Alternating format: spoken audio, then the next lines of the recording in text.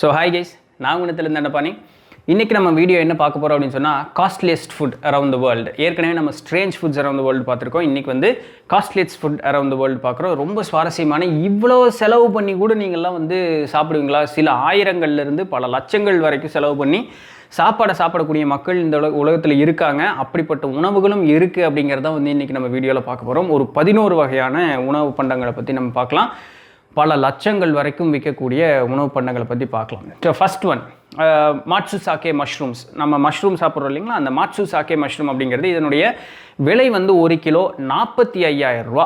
1 kilo மஷ்ரூம்னுடைய விலை 45,000 ரூபா. இது எங்கே கிடைக்குது அப்படின்னு சொல்லி பார்க்கும்பொழுது ஜப்பானை பூர்வீகமாக கொண்டது. ஆனால் இன்றைக்கி நிறையா அந்த சவுத் ஏஷியன் நேஷன்ஸ்லாம் வந்து நிறைய விளைவிக்கிறாங்க. ஆனால் இதில் என்ன பிரச்சனை அப்படின்னு சொல்லி பார்க்கும்பொழுது இதனுடைய வரத்து கம்மியாகிட்டே இருக்குது. காரணம் என்னென்னா, இது இயற்கையாக விளைஞ்சால் மட்டுமே உண்டு, செயற்கையாக நம்மளால் விளைவிக்க முடியாது அப்படின்னு சொல்லக்கூடிய ஒரு பிரச்சனை இருக்குது. இது வந்து நிறைய பூச்சிகள்னால வந்து இது வந்து அழிவை சந்திச்சுட்டே இருக்குது. தவிர இது வளரக்கூடிய இடங்களில் மரங்கள் நிறைய வளர்கிறதுனால இது முடியாமல் போயிட்டே இருக்குது. எதிர்காலத்தில் வந்து இது இல்லாமையே போயிடும் அப்படின்னு சொல்லக்கூடிய ஒரு சூழ்நிலை வருது. அதனாலேயே இதுக்கு வந்து காஸ்ட் வந்து பயங்கரமாக அதிகமாகிட்டே போயிட்டே இருக்குது.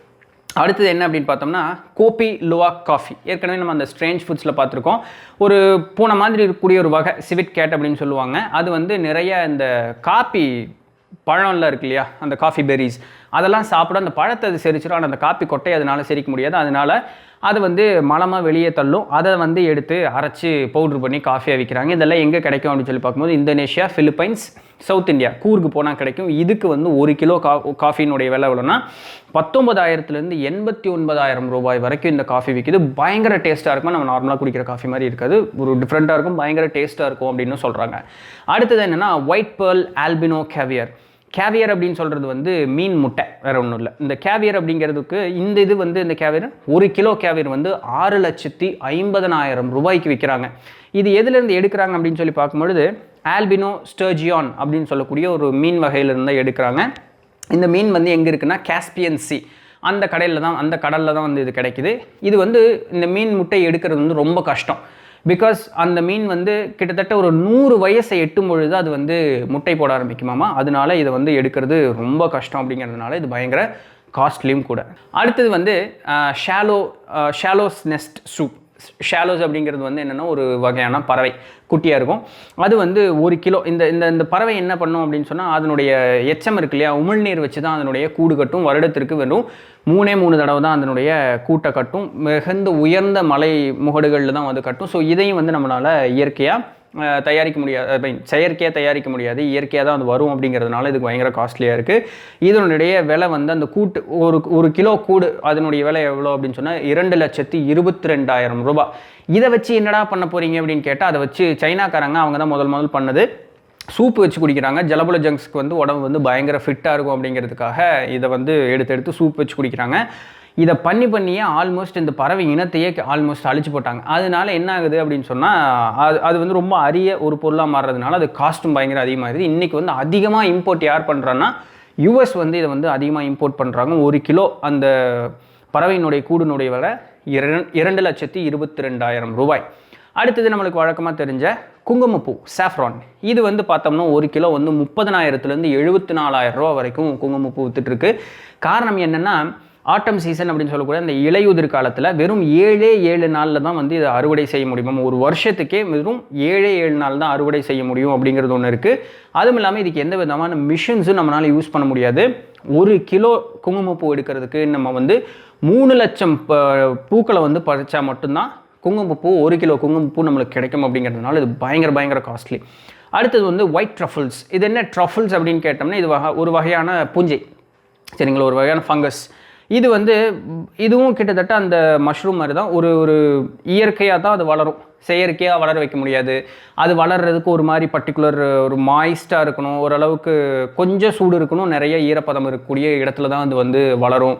அதை வந்து பறிக்கிறதுக்கு வந்து சரியாக தெரிஞ்சு தான் அதை பறிக்கணும். அதை வந்து பாதுகாப்பாக வைக்கிறது ரொம்ப கஷ்டம். இந்த மாதிரி பல சிக்கல்கள் இருக்கிறதுனால இதனுடைய விலை பார்த்தோம்னா ஒரு கிலோ 1,56,000 ரூபாய்.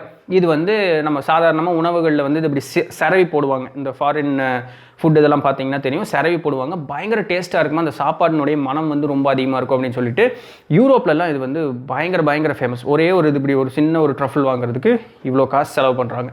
அடுத்தது ஆயாம் சிமானி பிளாக் சிக்கன், ஆயம் சிமானி அப்படிங்கிறது வந்து ஒரு அந்த சிக்கனுடைய வகை. ஒன்றும் இல்லை, கருப்பு கலர் கோழி, வேறு ஒன்றும் இல்லை. அது வந்து எங்கன்னா இந்தோனேஷியாவில் அதிகமாக கிடைக்குது. ஆனால் மற்ற கண்ட்ரீஸ்க்கெல்லாம் வந்து அதிகமாக எக்ஸ்போர்ட் பண்ணுறதுல காரணம் என்னென்னா, இதனால் பறவை காய்ச்சல் வந்து ஈஸியாக பரவிடுது அப்படிங்கிற ஒரு பயத்தினால. ஸோ இதை வந்து பறவை காய்ச்சல் பயம் வேறு இருக்கு இல்லையா, அதனால இதை வந்து அதிகமாக வளர்க்குறது இல்லை அப்படிங்கிற ஒரே காரணத்தினாலே இதனுடைய விலை ரொம்ப அதிகம். ஒரு கோழியினுடைய விலை கிட்டத்தட்ட 15,000 ரூபாயா. ஸோ இதை வந்து வேணும் அப்படின்னு பர்டிகுலராக கேட்டு வாங்கக்கூடிய கண்ட்ரிக்கெல்லாம் நம்ம எக்ஸ்போர்ட் பண்ணோம் அப்படின்னு சொன்னால் இந்த 15,000 ரூபாய்க்கு மீறி லட்சக்கணக்கில் கூட இந்த கோழியினுடைய விலை போகுது அப்படிங்கிறாங்க. ஆச்சரியத்துக்கு ஏற்ற மாதிரி என்ன அப்படின்னு பார்க்கும்போது, மலேசிய நாட்டில் வந்து இதை வந்து சாதாரண ஒரு கோழியாக தான் மதிக்கிறாங்களா. அதுக்கு வந்து இந்த அளவுக்கு ஒரு ஸ்பெஷலான எந்த விதமான ஒரு ரேட்டும் கிடையாது அப்படின்னு வந்து சொல்கிறாங்க. அடுத்தது ஜாப்பனீஸ் வேக்யூ ஸ்டேக்ஸ். வேக்யூ அப்படிங்கிறது வந்து ஒரு வகையான மாட்டினுடைய இனம், ஸ்டேக் அப்படிங்கிறது மாட்டுக்கறி. அப்போ இந்த ஏன் ஜாப்பனீஸ் வேக்யூ ஸ்டேக் அப்படின்னு சொன்னால், இது வந்து ரொம்ப ரொம்ப ஸ்பெஷலான ஒரு மாட்டுக்கறி. இதை வந்து அந்த மார்பிளிங் அப்படின்னு சொல்லுவாங்க. அதாவது மார்பிளிங்னா என்னென்னா, அந்த கறி எப்படி அறுத்து பார்க்கும்போது அதில் வந்து அந்த ஃபேட்டு எப்படி எல்லாம் பரவி இருக்குது அந்த சதைக்குள்ளே அப்படின்னு பார்த்தா பார்க்கறதுக்கு எந்த அளவுக்கு அழகாக மார்பிள் கல் மாதிரியே இருக்கும், அந்தளவுக்கு அது உயர்ந்த ரகமான ஒரு மாட்டுக்கறி அப்படின்னு சொல்கிறாங்க. ஒரு கிலோ மாட்டுக்கறி வந்து 34,000 ரூபா கொடுத்து தான் ஒரு கிலோ மாட்டுக்கறி வாங்க முடியுமா. இது வந்து ஆரிஜின் ஆனது வந்து ஜப்பானில் தான். இந்த கறிக்கு போகக்கூடிய அந்த மாட்டு கன்றுகள்லாம் இருக்கு இல்லையா, அதை வந்து எந்த அளவுக்கு பாதுகாப்பாங்க அப்படின்னா, அதுக்கு வந்து மசாஜ் பண்ணி கொடுப்பாங்களாம், குடிக்கிறதுக்கு பீர் கொடுப்பாங்களாம், அழகாக மியூசிக் போட்டு விடுவாங்களாம், பாட்டு பாடுங்களாம், அப்படியே ராஜா மாதிரி வச்சு கடைசியில் ஒரே போட்டுருவானுங்க. ஸோ இது வந்து பயங்கர எக்ஸ்பென்சிவானது. மாட்டுக்கறி சாப்பிட்றவங்களுக்கு இந்த வாய்ஸில் ஒரு தடவையாக இந்த ஜாப்பனீஸ் வேக்யூ ஸ்டேக்கை வந்து சாப்பிட்டு பார்க்கணும் அப்படிங்கிறது வந்து ரொம்ப விருப்பமான ஒரு விஷயமா இருக்கும். அடுத்தது ட்ரை கியூர்ட் ஐப்ரியன் ஹேம்னா வந்து பன்னிக்கறின்னு அர்த்தம், சரிங்களா. இது வந்து எங்கே கிடைக்குது அப்படின்னு சொன்னால், ஸ்பெயின் நாட்டில் ஹேமோன் இபெரிகோ அப்படின்னு சொல்லக்கூடிய அந்த ஒரு இடத்துல தான் வந்து இது கிடைக்குது. ஸோ இது வந்து பயங்கரமான காஸ்ட்லியான ஒரு பன்னிக்கறியாக. ஒரு கிலோ வந்து 30,000 ரூபா கொடுத்து இதை வாங்கணுமா. இந்த ஏகான்ஸ் அப்படின்னு சொல்லக்கூடிய அந்த ஐசேஜ் படத்தில், அந்த படத்தினுடைய ஆரம்பத்தில் ஒரு சின்ன ஒரு மிருகம் வந்து ஒரு விதை மாதிரி ஒன்று தூக்கிட்டு போகும் இல்லையா, அதுக்கு பேர் தான் ஏகான்ஸ். ஸோ அதை தான் வந்து இதுக்கு சாப்பிட்ற கொடுப்பாங்களாம். பெரிய ஏக்கர் கணக்கில் இருக்கக்கூடிய நிலங்களில் வந்து இதை பயிரிட்டு இந்த பன்னிக்கு வந்து அதைத்தான் சாப்பாடாக கொடுத்து இதை வந்து எடுத்து கசாப்புக்கு போய் இதை சேல் பண்ணுறாங்களாம். ஸோ அதனால் இது வந்து பயங்கர டேஸ்ட்டாக இருக்கும் அப்படிங்கிறதுனால இதுக்கு இந்த அளவுக்கு விலையாம். அடுத்தது வந்து மூஸ் சீஸ்.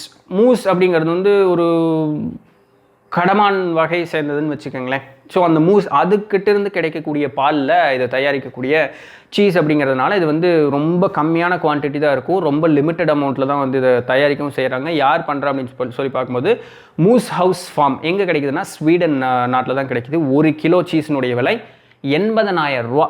இதுக்கு வந்து அந்தளவுக்கு பயங்கர காஸ்ட்லி. இந்த ஃபெட்டா சீஸ் அப்படின்னு சொல்கிறதுக்கு ஒத்த டேஸ்ட்டில் இது இருக்கும். சின்ஸ் அது வந்து ரொம்ப குறைஞ்ச அளவில் தான் தயாரிக்கிறாங்க அப்படிங்கிறதுனால இதுக்கு வந்து இந்தளவுக்கு காஸ்ட்லியாகவும் இருக்குது. அடுத்தது இப்போ ரீசெண்டாக நியூஸில் ஓடிட்டு இருக்கக்கூடிய ஒரு செய்தி தான் என்னென்னா, மியாசாக்கி மேங்கோ ஒரு வகையான மேங்கோ ஜப்பானில் மட்டுமே வந்து ரொம்ப பிரபலமாக கிடைக்கக்கூடியது. ஜப்பான், தாய்லாந்து, பிலிப்பீன்ஸ் அண்ட் இந்தியாவில் வந்து மத்திய பிரதேஷில் 2 மரம் வச்சுக்கிட்டு அவங்க பண்ணுற பாடு இன்றைக்கி ஒரு ஹாட் நியூஸாகவே மாறிட்டாங்க. மியாசாக்கி மேங்கோ ஒரு மாம்பழம், சரிங்களா. அந்த மாம்பழ வகை இது வந்து வளர்க்குறதுக்கு வந்து ரொம்ப கஷ்டம். அதுக்கு வந்து அந்த டெம்பரேச்சர் கண்ட்ரோல் இருக்கணும், அது வந்து ரொம்ப பாதுகாப்பாக இருக்கணும், பூச்சி அரிச்சிடக்கூடாது, அந்த மாதிரி நிறைய சிக்கல்கள் இருக்கிறதுனால அது வளர்க்குறது ரொம்ப கஷ்டம். அதனால அதிலிருந்து அறுவடை செய்யக்கூடிய அந்த மாம்பழங்களுக்கு வந்து அதிகமான மவுஸ் இருக்குது. பார்க்குறதுக்கு எப்படி இருக்குமா, ஒரு பெரிய முட்டை மாதிரி இருக்குமா. ஒரு சூரியன் எப்படி பிரகாசமாக இருக்கும் அந்தளவுக்கு அதனோட எல்லோயிஷ் கலர் வந்து ரொம்ப அதிகமாக இருக்கும். வெளியே வந்து பிங்கிஷ் கலரில் இருக்கும் அப்படின்னு சொல்கிறாங்க. கிட்டத்தட்ட நம்ம அளவு வந்து ஒரு 2 மாம்பழம், ஒரு டப்பாவில் 2 மாம்பழம் இருக்குது. அதனுடைய விலை வந்து பார்த்திங்கன்னா 8,600 ரூபாலேருந்து 2.7 லட்சம் ரூபா வரைக்கும் இதுக்கு வந்து ஏலம் ஒரு சேல் பண்ணியிருக்காங்க, நிஜமாலுமே சேல் பண்ணியிருக்காங்க. தவிர மத்திய பிரதேஷில் வந்து ஒரு மாம்பழத்தை வந்து 1,500 ரூபாய்க்கு வந்து கொடுத்து சேல் பண்ணிகிட்டு இருக்கிறதாகவும் சொல்கிறாங்க. ஒரு ஏலத்தில் ஒரு பாக்ஸில் 16 மாம்பழம் மட்டும்தான் இருந்திருக்கு. அந்த 16 மாம்பழம் ஏலத்துக்கு 15 லட்சம் ரூபாய்க்கு அது ஏலம் போயிருக்கு. வெறும் 16 மாம்பழம் ஒரு டப்பாவில் போட்டு வச்சதுக்கு 15 லட்சம் ரூபாய்க்கு அது ஏலம் போயிருக்கு அப்படின்னு சொல்கிறாங்க. ஸோ இதுதான் வந்து இந்த உலகத்திலேயே வந்து பயங்கர காஸ்ட்லியான சாப்பாடுகள். மக்கள் வந்து நிறைய சோத்துக்கே வழி இல்லாமல் இருக்கக்கூடிய இடத்துல மக்கள் தான் இருக்காங்கன்னா, அந்த சொமாலியா மாதிரி இருக்கக்கூடிய நாடுகளே வந்து அவங்களுக்கு ஒரு வாய் தண்ணி கூட, ஒரு சாப்பாட்டுக்கு கூட வழி இல்லாமல் இருக்கக்கூடிய நேரத்தில் இந்த மாதிரி பயங்கர காஸ்ட்லியான சாப்பாடுகளுக்கு செலவு பண்ணுற அளவுக்கு கூட மக்கள் வந்து இன்றைக்கி நிறைய பேர் இருக்காங்க. அவங்களுக்கு ஏற்ற மாதிரி பயங்கர காஸ்ட்லியான சாப்பாடுகளும் இந்த உலகத்தில் கிடச்சிட்டே இருக்குது அப்படிங்கிறது வந்து ஆச்சரியமான ஒரு விஷயம் தான் இல்லைங்களா? மனுஷன் வந்து சாப்பிட்றதுக்காக எவ்வளோ செலவு பண்ணுறான்ல. ஸோ இந்த வீடியோ உங்களுக்கு வந்து சுவாரஸ்யமாக இருந்திருக்கும் அப்படின்னு நினைக்கிறேன்.